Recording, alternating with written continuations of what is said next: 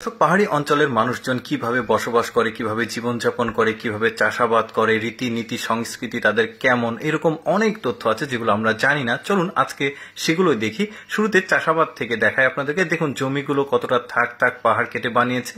আর জমিতে চাষাবাদ করার জন্য বিভিন্ন রকমের জঙ্গল, যেগুলো পাহাড়ি জঙ্গল, এগুলো কাদার মধ্যে দিয়ে ওরা চাষাবাদের জমিটা উর্বর করে। তারপরে ওদের ধান লাগানোর যে পদ্ধতি, দেখুন একটা একটা করে ধানের চারাগুলো লাগাচ্ছে। কতটা ধৈর্য তাদের, চিন্তা করেন। শুধু এইভাবেই না, যেগুলো ঢালু পাহাড়ি যে জমিগুলো, তারা কিন্তু সেগুলোতে একটা একটা করে ধানের বড় চারা লাগাচ্ছে। এগুলো আবার পানি যেহেতু সমতল না, তাই এগুলো বৃষ্টির পানির উপরে ডিপেন্ড করে চাষাবাদটা। তারপরে দেখুন এরা ছোটবেলা থেকেই মা বাবার দেখে আসলে জীবনের যে সংগ্রাম সেগুলো শিখে যায় ওরা।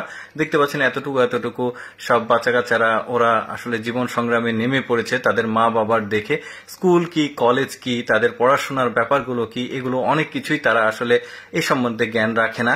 তো যাই হোক, এরপরে দেখুন ওদের গ্রামগুলো কেমন হয়, বাড়িঘরগুলো কেমন হয়। অনেকের বাড়ি আবার একটু উন্নত হয়, সেটাও দেখাবো।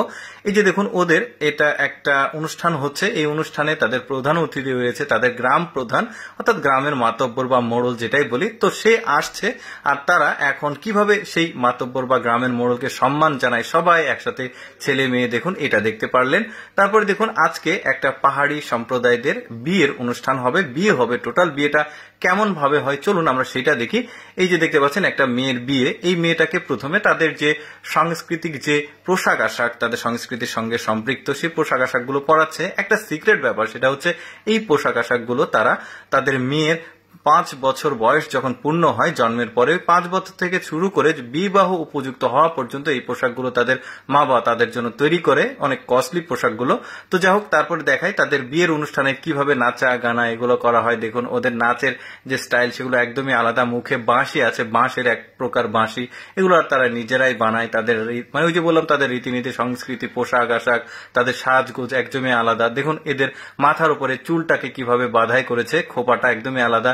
এবার মূল আনুষ্ঠানিকতাতে আসি, বিয়েটা কিভাবে হয়। দেখুন বর এসেছে, বর ফুলের তোড়াটা যে নতুন বউ তার হাতে দিল। এবার নতুন যে বউ বিয়ে হচ্ছে সে বরের গায়ে একটা মাফলার জড়িয়ে দিবে। এই যে দেখতে পাচ্ছেন, আমি শর্টকাটে আপনাদেরকে দেখাচ্ছি। মূল আনুষ্ঠানিকতা আরো কিছু রয়েছে, আমি জাস্ট একটু পূর্ণাঙ্গ ভিডিওটা দেখাবো বলে শর্টকাট করেছি। দেখুন এখানে বিয়ে পড়ানো হচ্ছে, আর এগুলো হচ্ছে বরযাত্রীর যে মেয়েরা আসে, ওই মেয়েরা বিভিন্ন ভাবে সেজেছে। এখানে বিয়ের আনুষ্ঠানিকতা সম্পন্ন হলো।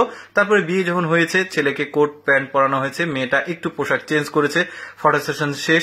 এখন বরযাত্রী বাসায় ফিরে যাচ্ছে। দেখুন এক একজনের কাছে এক এক রকম ব্যাগ আছে, কারো হাতে ধান আছে, কারো হাতে ফার্নিচার আছে। এগুলো তারা ওই কনে পক্ষের বাড়িতে উপহার হিসেবে পেয়েছে বর। এগুলোকে নিয়ে যাওয়া হচ্ছে মানে কনের যে বাড়ি হবে সেখানে সাজোগাজ করার জন্য। এরপরে দেখুন এখন বিয়ে করে বাসায় নিয়ে এসেছে, এখন তাদেরকে পানি ছিটিয়ে দিয়েছে। এটা একটা ফাজলামি আর কি।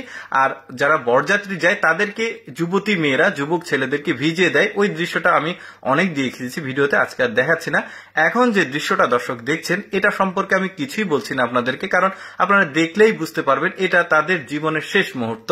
আর বেশি কিছু বলছি না। দর্শক কেমন লাগলো আজকের ভিডিওটি কমেন্ট করে জানাবেন।